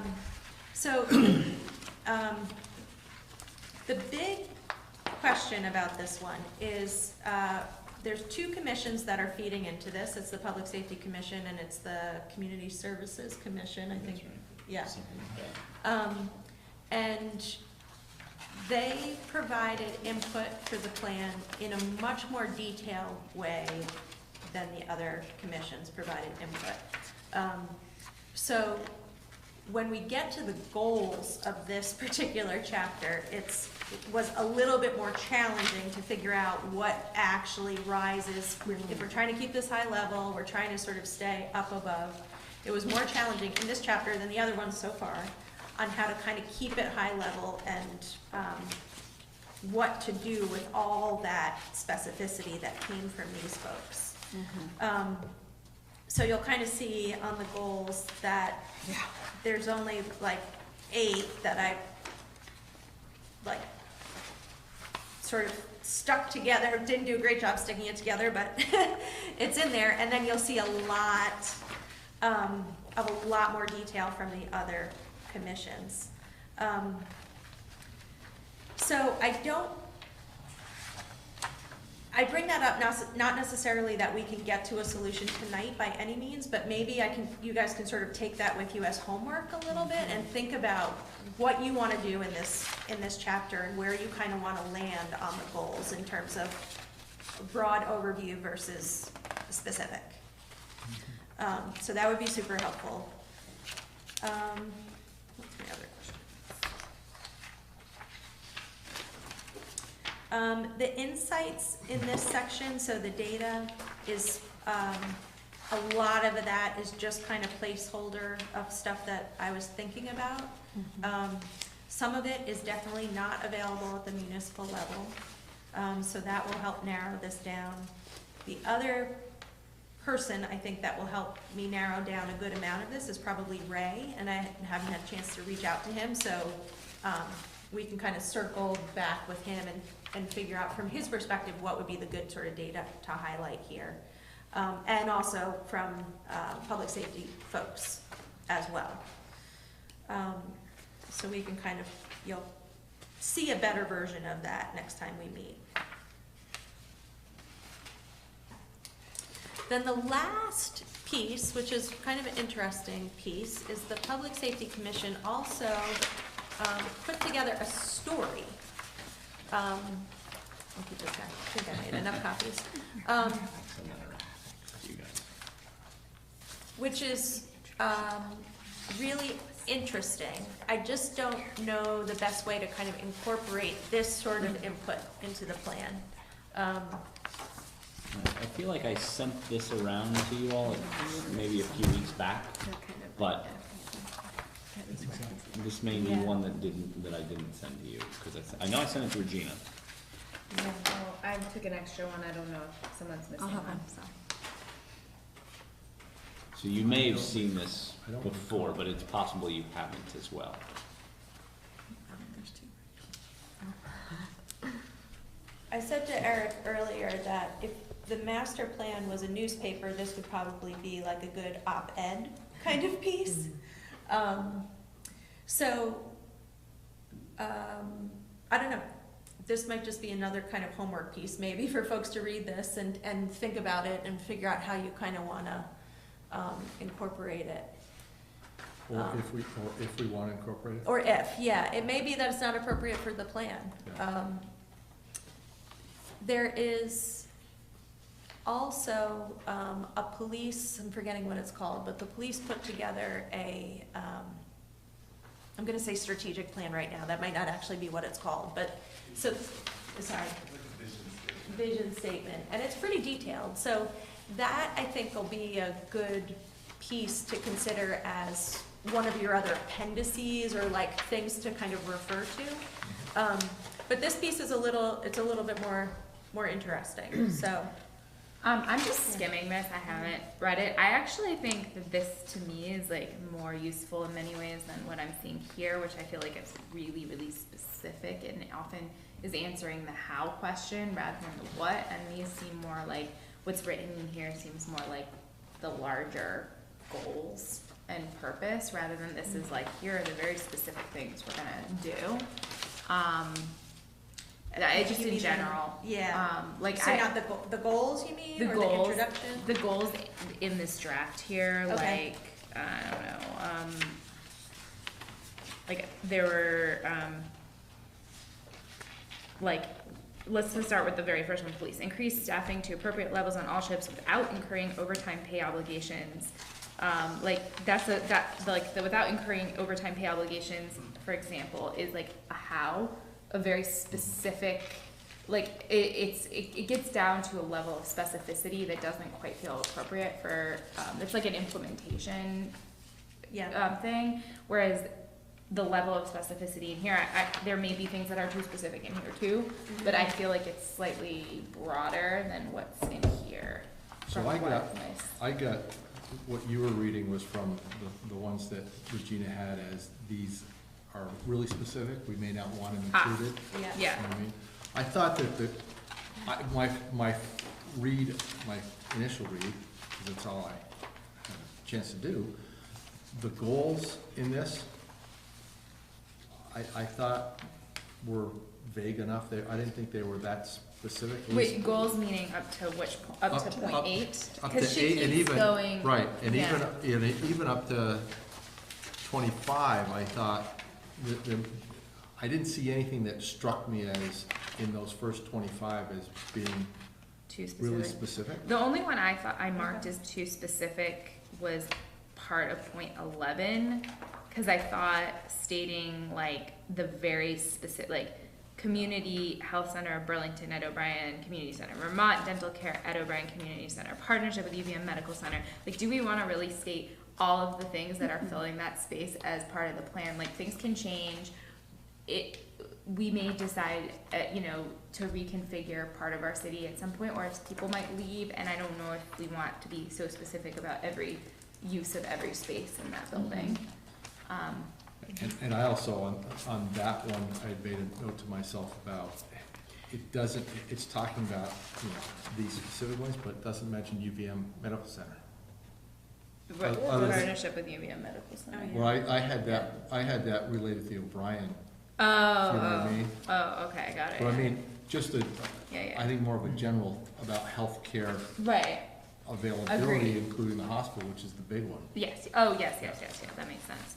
Yeah, and this isn't about specificity, but for point 10 on food access, I just thought this was interesting because I know, like, when we did the economic development piece, like, and we had the public was talking about things like the public perception is that food access is very limited in Winooski, and the word terms food desert was brought up multiple times, and this is just like the way this is coming across is like everything is perfect, and I agree that we do have a lot to be proud of with food, but that wasn't the feedback of the public.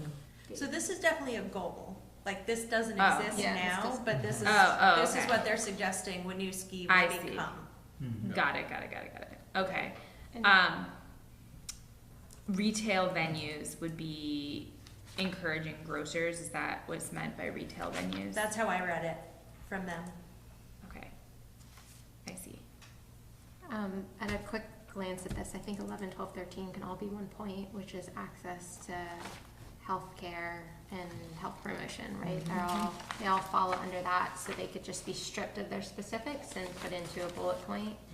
And then the same. Sorry, that was 11, 12, and 13? Yep. Okay. And then I think we can do the same for 14 through 20, which is basically community programming and resources. Yep. I know in many cases we're trying to restrict specificity, but I did find goal 8 on the Winooski School District to be a little more sparse than I expected. At one point we were hoping to get some more direct input from the school board on what they wanted in this plan. Okay. I don't know if that has happened in any way, but we talked a lot about you know something? No, I think there's gonna be Parka that you Yeah, had a there's meeting a- with Sean, right? Yes. Yeah. I think they've been on break. right? Yeah, they're on break. I have provided, I have gotten some, some articles, some things they have prepared and have sent them back to the city manager. So I don't know where that stands.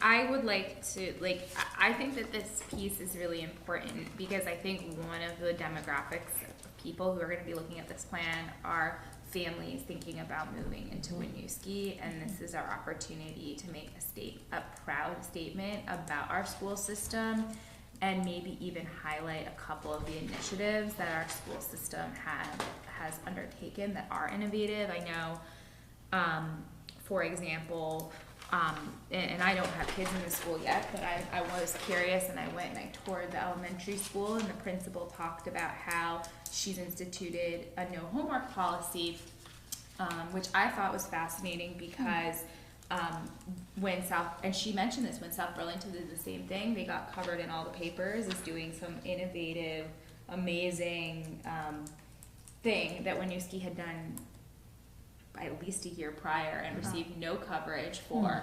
And so I think that trying to combat some of the stereotypes by actually presenting facts in this plan would be beneficial. Great.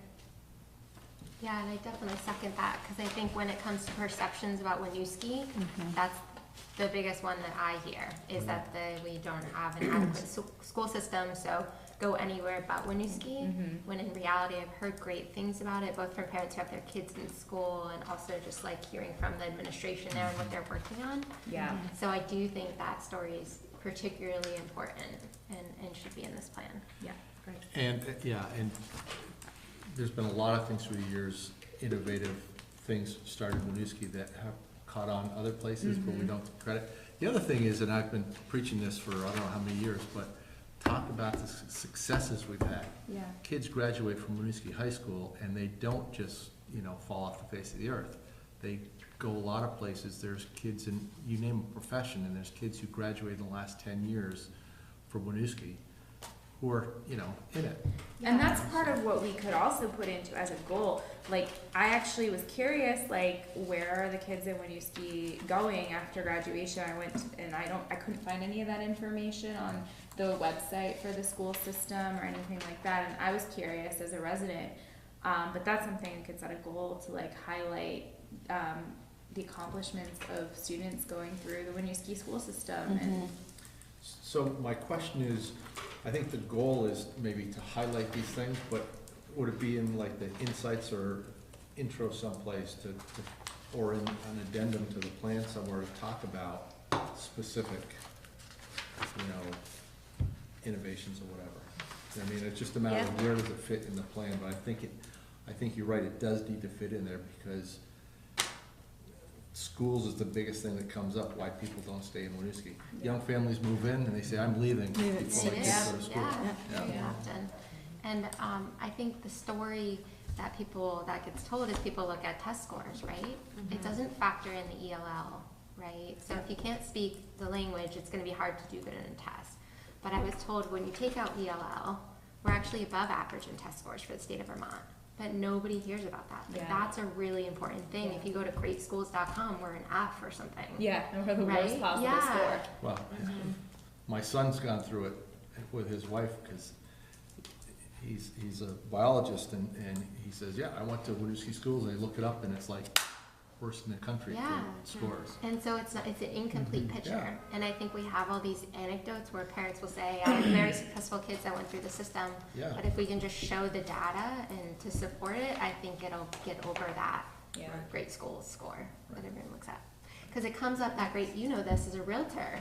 When you're looking Oh, at yeah. houses, it's like the great schools score comes up with the housing and with the walkability and the other factors. Absolutely, and as a Yeah. parent of small children, my social community in Winooski is they're leaving at a quick rate. Me Oh, too, yeah, yeah. Yeah. For sure.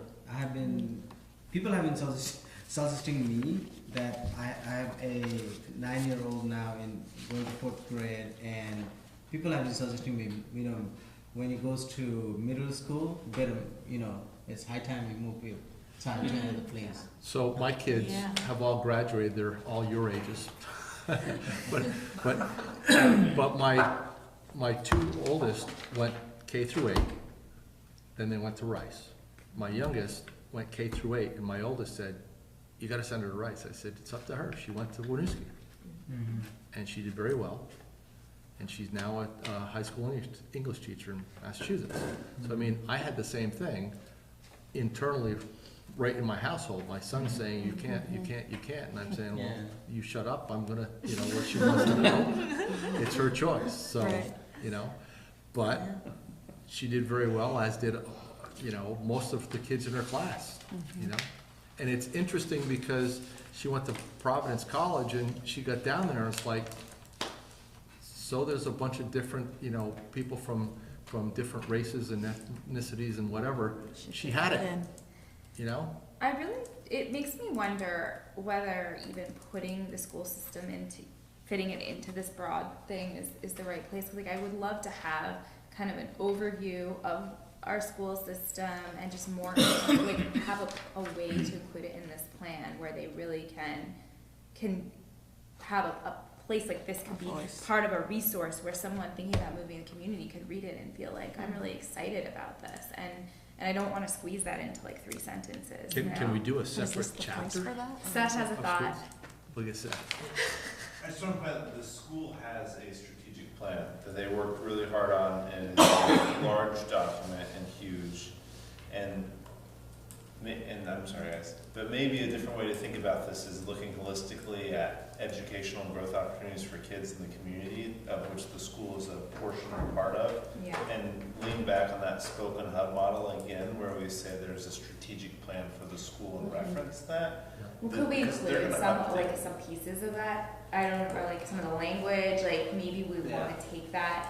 I don't want, at the end of the day, like, I don't know, like, where parents or someone who might be moving to this community their first stop, but I'd want enough in here, if this is what they're looking at, that they get it. Like, they don't have to, like, follow every footnote. Yeah, and you can You be know? sure like the South Burlington city plan is going to have quite a bit Oh, about yeah. their school system in it because they're really proud and they brag every chance they can about it. Like, Yeah. what should be But doing. shouldn't the point of the municipal plan be to show some kind of coordinated effort around facilitating positive growth of children, right? I mean, that should be part of the portion, more so than like trying to restate exactly what the school has said in their strategic plan. But I think what I'm hearing is kind of more highlights in this plan, so people coming in see that there's more behind the story than the school system sucks. Yeah. Excuse the Yeah, word. exactly, yeah. But the other thing that I think we have to remember is there are other educational facilities in the city. We do have St. Francis, we got CCV, we've got the Center Point, so we have to make sure that we incorporate those in there as well. So, I guess going back to what Palace just said then, does it make sense to have a separate, I don't know I don't know if Education you were chapter? thinking about a separate chapter, but now it almost seems like I think that- maybe we should. Regina, what do Like you on think about that? I mean, it would be outside of the city's strategic vision structure. Okay. But we don't have to Which is necessarily be the end married of the to world, that. but- That was a starting point. I don't think it was meant to be like where we're supposed to be feel limited to that. I don't know. I mean, I think It's homework for you, Regina. Yeah, well, I mean, I think it's an important point that Seth makes. It's interesting to have a whole chapter that the city itself doesn't necessarily control. All the other chapters and what you're kind of, I think the goal at the end of the day is to try to help the city determine what priorities you have to fund going forward. And it's not to say that the schools aren't important at all, but it's not necessarily within the purview of the city, which is why there's a whole other strategic plan that the schools do for themselves. So, I think the argument against that is the municipal plan, as has been said, it's a place where people may be coming to get information on the city. And schools is an important part of the city, even though it's a separate municipality from the city itself. yeah. It's still part of the city. Yeah, It's like I was paying actually taxes. hearing education, not just schools, because if we're gonna include CCV and Centerpoint Yeah, and St. Francis, it's not just the school district, it's education. yeah, and Yeah. I meant to say schools, not, but Well, I education think is a better term. education is even Better- broader. Yeah, that's a better term, because I think it's important, too, that people know that St. Michael's is right there, UVM is right there, Right. Champlain is right there. So although they're not located in Winooski, they're right, they're within 2 miles Yeah. of us. There's also the possibility, I don't, originally I thought maybe we would end up with, 2 levels of chapters, sections and chapters. So we could divide this, which is one of the meatier sections, into several chapters that fit within it, just because it's safe, healthy, connected people covers so Huge. much ground. And it you know? overlaps with a lot of the others. Right, So. exactly. The other, on goal 21, we may be able to beef that up and get into transit. It's talking about transportation for seniors. Yeah, and I saw that one too, Mike. Yeah. It seems like it's more than seniors that we want to provide all those great things to. Right. Yeah, Independence, This social is the connection. ethics plan, and there's the education. It seems like youth could benefit from that, but really everybody Yeah. benefits from the independence that you get from transit and access. Sorry, going back really quickly just to schools, I just wanted to point out, originally when we started this plan process, we cited the Essex plan as an example of a successful plan because it did win Plan of the Year. Yeah. And they actually have the subsection model, and this section, the big section is called Living Here. And under Living Here, they have why Essex, tourism, education in schools, community organizations, Green Mountain Transit and Essex Senior Bus, volunteers, Yeah. so That's great. other categories. So, and then they have a separate section called Doing Business Here with subcategories. It's just interesting to see how Yeah. other people have structured it. But they do have a school and education lumped together piece. So. I think I support that idea of breaking Yeah, I down do into too. chapters, just because there are so many goals in So this much that in there. it's daunting. So if you did break it down in chapters, you could distribute those goals and make it a little more Yeah, and I think tangible. they fall under food, healthcare, community services, education, transportation. I think those are all So represented here. if I'm understanding, it almost sounds like this is more sectioned out, this chapter, to Instead where of we're, a laundry list. right, instead of a longer piece, Yeah. sectioning it out a little bit more to address some of the specific topic areas. So we're not looking at creating necessarily a new chapter or new chapters, but more reorganization and Yes, compartmentalizing some of what's already in here Yeah. to expand upon it in some areas, but also to kind of group the relevant topics together. Yeah. Okay. And I think we should keep that in mind because it might be applicable to other sections. That's a great point. Or other. Actually, just looking at the Essex one reminded me that one of the things I didn't see as much in this draft, other than a little bit mentioned in the introductory section that we had talked about early on, was how our addressing as a goal making this a friendly destination for tourists and visitors, and making sure that they had a good experience when here in Place to the park. area. Yeah, Garage. that's one of those things. But just next like to the map. as a goal, even broadly And the stated, that boardwalk. is something we would like to do. Seth, anything you wanna add? Or are you happy? No, I mean, I think that makes sense. I think that's getting back to it without having to dive too far into the philosophy of education, right? I mean, that concept of wrapping the piece together with the city's role is and holistically trying to reflect the values. I think a document that would be good for all of you to see when you get to some of the details of that too is the MOU between the school and the city, because it speaks to kind of the spirit that is there right now and how we think cooperatively about what we're doing to coordinate, you know.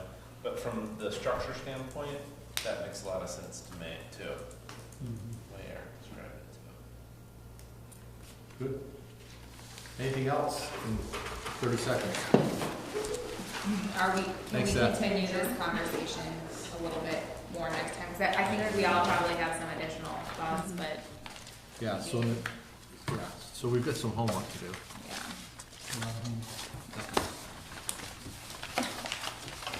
All right, so, overview, So yeah, just a quick overview for our next meeting is going to be on August 23rd. We will continue the discussion on this section and hopefully introduce the housing section as well. That's what our agenda is looking like right now.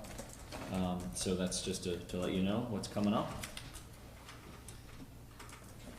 I'm just thinking, introduce the housing section, is that, we won't have a lot of time, but is that an opportunity to talk a little bit about this, you know, Oh, Well, so let me touch on that under other business, if I can. So our schedule has we have a small gap in our schedule. On our meetings for the 27th of September, we don't have any plan sections scheduled. So if we need to extend some of our discussions, we can.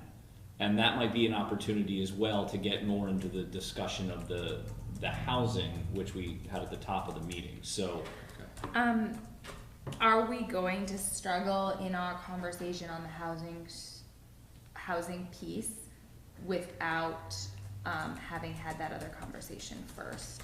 I guess I'm wondering, because a lot of what's in that section is coming from the Housing Commission, and one of their biggest priorities is the conversation on this replacement thing, which makes me wonder, would it make sense to try, I know it's short notice and we want to get the Housing Commission involved, but like, could we try to make the next meeting that meeting to have this discussion and invite them, and then do the housing section during the meeting at the end of September instead, so that we have had that conversation before we jump into the. That sounds like a really good idea. I guess the only thing I would say is, I would hate to, because we've just started on this, Yeah. I'd like to continue on this. And do we know what the housing, what they're gonna, it's not gonna be presenting this housing replacement stuff, right? Well, so the Housing Commission hasn't provided something like any of the other commissions have, because they've been so focused on particular implementation tasks, which is awesome. But, so, right now, I don't know what I'm putting in the housing chapter, but I'm sure I'll look at everything that they've had and Okay. put together, and figure it out. I imagine there will be a lot in the chapter that'll be much like the others, sort of introduction, insight. The retention thing would just be like one of the goals that may be among many goals. The specifics of how that shakes out, I mean, I don't know what's gonna be in that chapter yet, so I'd like to say there might be stuff that helps inform you guys, at least from a broader perspective, that might be helpful before you start getting into this housing retention conversation. But that's a hope, because I haven't looked at any of it yet. Yeah, and I think kind of to that same point, I would almost think that our discussion on housing for the master plan is going to be still going to be at that more conceptual, broader level. So as long as you're okay with the concept of some sort of replacement ordinance or inclusionary housing or things of that nature, I think we can have the discussion on the housing section separate from that more detailed discussion. What might be helpful is, in the meantime, Palace gave us an article on inclusionary zoning. If we can find something on replacement policies, whatever they call it, so we can maybe have that in the back of our mind anyway. I don't know if it'll come up or not, but at least, you know, maybe we can have, dare I say, a 10 or 15-minute discussion. Half an hour, Yeah, just well, whatever. unfortunately, we're starting kind of at a disadvantage in our next meeting, knowing that we only got through some of this thing this week, and I think we do our best, but. Yeah, and it's possible we may need that September meeting to catch up on where we are with some of these other sections, so. But I will talk with staff about when we could potentially get a joint meeting together and what dates they've already got scheduled and things like that to see what might work as far as coordinating something, so. We may not be able to pull something together before our next meeting to have that joint meeting in advance, I guess is my only point with that. So our next meeting is the 23rd? The 23rd of August, yes. Is everyone available? Sorry, say that again? 23rd of August, 2 weeks from today? Which is a Thursday? Yes. It's our typical meeting. I think so. It's our typical meeting? Yeah, and sorry, I missed that, but is there any reason why we can't have that specific housing discussion next week with the continuation of this connected, whatever discussion we were just having? And then since we have that gap year, we still talk about housing, not that gap year, that gap week, we still talk about housing next, and just push everything out so that we're not pushing housing way off, but we're just pushing everything out a week or 2 weeks.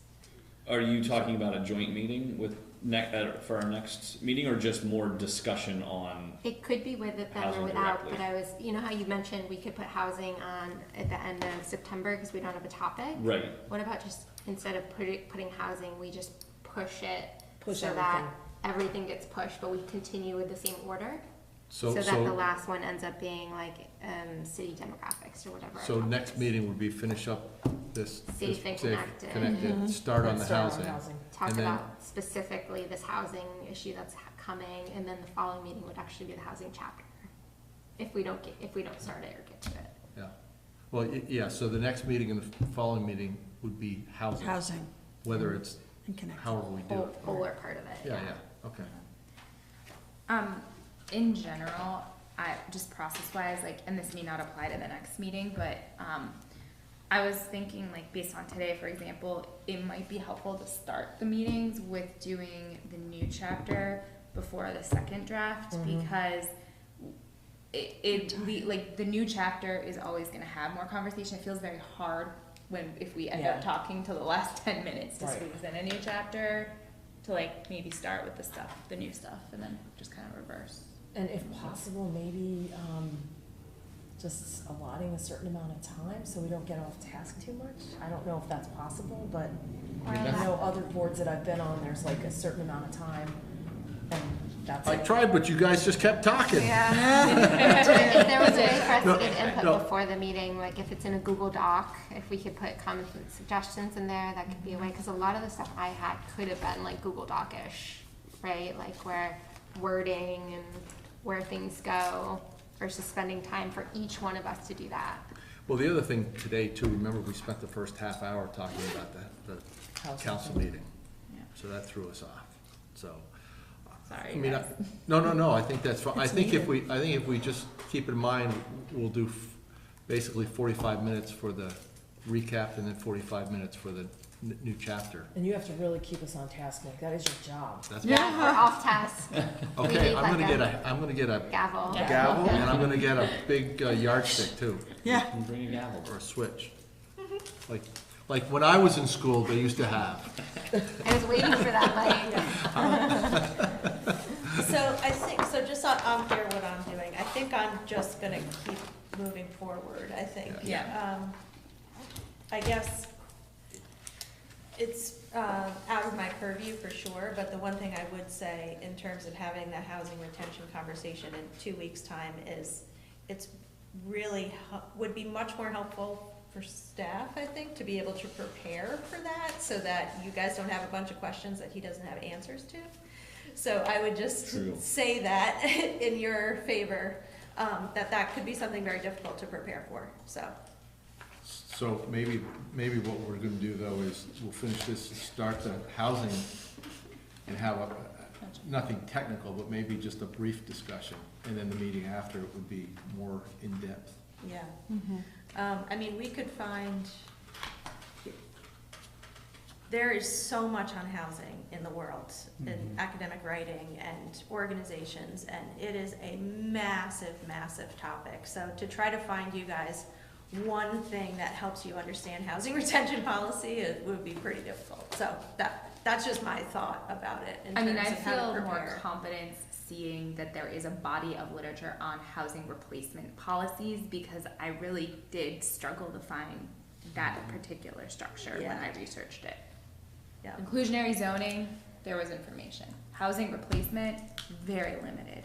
Yeah, and I would, you know, Seth is more of an expert than I am by any means, so if, in the reality that the majority of the times these are actually one ordinance, then it's probably where you're gonna find it, as opposed to something separate, but, I can certainly look and see if I find anything and let you know. Yeah, and I will also, I've already done some looking because I'm starting to draft what the ordinance might actually look like, based on the input that the Housing Commission has already provided. So obviously not something that's gonna come to you and be like, hey, here you go, you wanna move this forward or not? It's definitely more just to get what they've commented on in some form of a structure that looks like a regulatory type document. So but anyway, we will do some research. Okay, sounds good. So, motion to adjourn. Second. No, it's, So moved. And she's already seconded it, so. okay, all in favor? Aye. We're adjourned. Thanks, everyone. And I'll be here with a gavel and a ruler.